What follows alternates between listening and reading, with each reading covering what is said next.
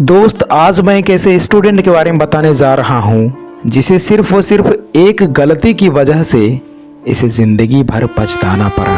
दोस्त, इनके पिताजी बहुत ही गरीब किसान थे और ये दिन रात एक करके खेतों में काम करके घर को चलाया करते थे। लेकिन ये अपने बेटे को पढ़ा लिखा कर एक सरकारी नौकरी दिलाने का सपना पाल रहे थे। इसलिए इन्होंने अपने बेटे को 12th कंप्लीट होने के बाद से ही पटना में कंपटीशन की तैयारी करने के लिए भेज दिए थे और कंपटीशन के साथ साथ ही BA पार्ट 1 में इसका एडमिशन भी करवा दिए थे।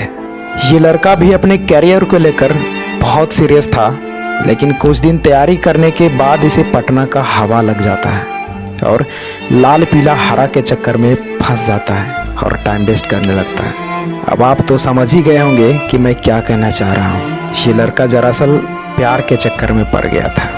और दोस्त, मैं क्या बताऊं, इसके बाद इसका पढ़ाई के प्रति सीरियसनेस लेजीनेस में बदल जाता है। इसे लगने लगा कि यार अभी तो मेरे पास बहुत समय है, अभी तो ग्रेजुएशन कंप्लीट होने में 3 साल बाकी है और मैं तैयारी तो 6 महीने में ही कर दूंगा, क्योंकि कोर्स 6 महीने का ही होता है।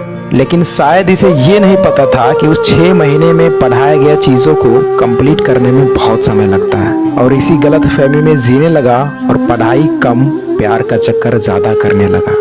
हालांकि बीच बीच में इसे रियलाइज़ होता था कि मैं गलत कर रहा हूँ, लेकिन दोस्त, इस चक्कर में जो एक बार पड़ जाता है ना, वो इतनी आसानी से बाहर नहीं निकल पाता है। ये जीवन की सच्चाई है, जितना जल्दी समझ लो उतना ही बेहतर होगा। ये लड़का इसी तरह अपने जीवन के 3 साल ऐसे ही बिता दिए और अभी तक ये क्लास का ही चक्कर लगा रहा था। दोस्त, आप भले ही सच्चाई से कुछ दिन मुंह मोड़ लेते हो, लेकिन एक न एक दिन आपको जरूर समझ में आती है। लेकिन जब तक समझ में आती है तब तक बहुत लेट हो चुका होता है। ठीक उसी प्रकार जब इसके साथ में पढ़ने वाला एक दोस्त ग्रेजुएशन कंप्लीट होते ही SSC CGL एग्जाम को क्रैक कर लिया और वो सेटल हो गया, तब इसे रियलाइज हुआ कि मैं इन 3 सालों में क्या किया और इसे लगने लगा कि मैंने कितना गलत किया। पिताजी का मेहनत पानी में फेर दिया, कैसे कैसे दिन रात मेहनत मजदूरी करके पैसा भेजते होंगे और मैंने ये सब चुटकियों में बर्बाद कर दिया। ये लड़का को अब सारा कुछ दिखने लगा था, लेकिन तब तक बहुत लेट हो चुका था। और दोस्त, इसी समय घर से कॉल आता है कि बेटा, माँ की आंखों का ऑपरेशन कराना है, लेकिन पैसे नहीं है क्योंकि सारा पैसा तो तेरा पढ़ाई में लगा दिया। बेटा, तुम्हारा सिलेक्शन कब हो रहा है? तो दोस्त, ये लड़का कुछ नहीं बोल पाया क्योंकि ये लड़का इन 3 सालों में पढ़ाई के अलावा सब कुछ किया था, सिर्फ पढ़ाई ही नहीं किया था। ये लड़का फ़ोन पर सिर्फ रोता रह गया और फिर बोला कि पिताजी, अभी कोई एग्ज़ाम नहीं निकला है। दरअसल मैं गलत रास्ते पे चला गया था, मैं भूल गया था कि मैं यहाँ क्या करने के लिए आया हूँ, मुझे माफ़ कर दीजिए पिताजी। दोस्त, इतना बात सुनकर इनके पिताजी शॉक्ड हो गए और सोचने लगे कि मैं क्या सोच रहा था और क्या पाया। मैं ये सोच रहा था कि अब दुख की घड़ी बहुत जल्द ही खत्म होगा, लेकिन सारा उम्मीद पे पानी फेर दिया। अरे, मैंने तुम्हारे लिए क्या नहीं किया। अपना ज़मीन का 90% हिस्सा इन 3 सालों में बेच दिया, ये सोचकर कि मेरा बेटा शहर में अच्छे से पढ़ाई कर रहा होगा।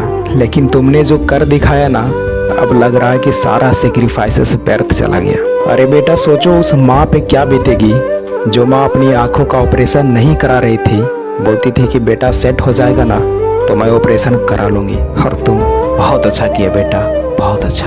दोस्त, अब इसके पास रोने के सिवा और कुछ नहीं बचा था और मजबूरन इसे प्राइवेट जॉब में 10,000 की नौकरी करना पड़ा और जो सपना इनके माँ बाप ने देखे थे वो केवल सपना ही रह गया। तो दोस्त, अगर आप भी ऐसी गलती कर रहे हो, आप भी पढ़ाई को प्रायोरिटी नहीं दे रहे हो, तो शायद आपका भी एक दिन यही हाल होगा।